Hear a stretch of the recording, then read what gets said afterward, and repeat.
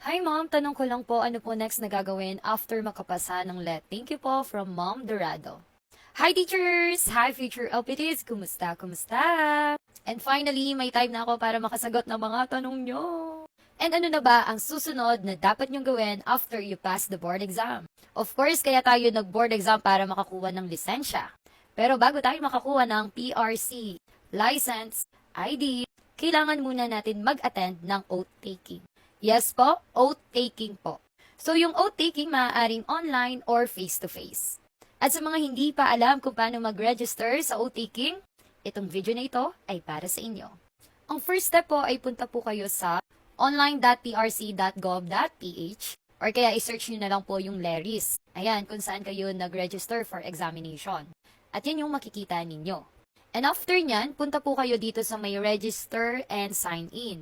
Siyempre, bago kayo maka-take ng board exam, tama po ba, ay meron na kayo nyan.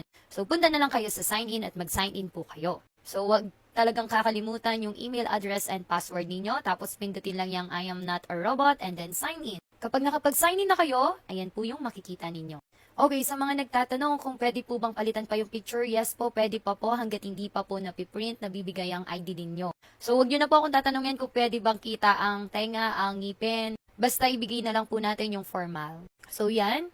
Pag nakita nyo po yan, pindutin nyo itong Select Transaction. At may makikita kayong mga pagpipilian dyan. At dito nga sa taas, makikita nyo yung mga pwedeng pagpilian, examination, renewal, duplicate, chena, ganyan. At syempre, dahil nga oath taking ang pinag-usapan natin, napipindutin nyo po itong oath. Pagkapindot nyo po dito sa may oath, ito yung lalabas. So, una, pipili ka kung anong klaseng oath po. Ayan, may pagpipilian ka. Kung gusto mo ba ng online, ng face-to-face or special. Yung online, sa online lang, of course, yung face-to-face naman, may venue kayong pupuntahan dyan, may bibilihan kayong ticket. Pero pagdating sa special, hindi ko alam ano yung pinagkaiba nila. Siguro gagawa ka nun sa, or ano yung available time na gusto mo, or available date. Siguro ganun yung special. Pagkatapos naman, pipili ka naman kung ano ang profession mo. Of course, ang pipiliin natin is professional teachers. Kaya sabi ko sa inyo, napakalaga ng NOA ninyo, ilalagay nyo dyan yung number ng NOA po ninyo, or NOA. Then, proceed. After this one, magsisecure na po kayo ng appointment schedule ninyo. Hindi ko na kasi ito mapipindot dahil nag-oath taking na po ako. Okay, tandaan. Halimbawa, kung dito ka sa Pampanga nag-exam, pwede ka pong mag-exam sa ibang lugar, sa ibang region. Kung saan nyo po gustong mag-oath po.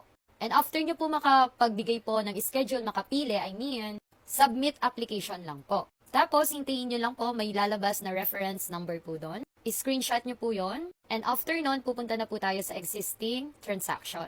So, babalik lang po kayo, makikita nyo dito naman sa side na ito, makikita nyo yung mga existing transaction po. After nun, may makikita po kayong ganyan, kung ano yung mga gagawin, kung ipiprint, ano yung details, like that. So, yan po, kailangan nyo pong iprint yan dahil dadalhin nyo po sa PRC. So, ipiprint nyo din po yung oath form po ninyo. At yun lamang po. Thank you po!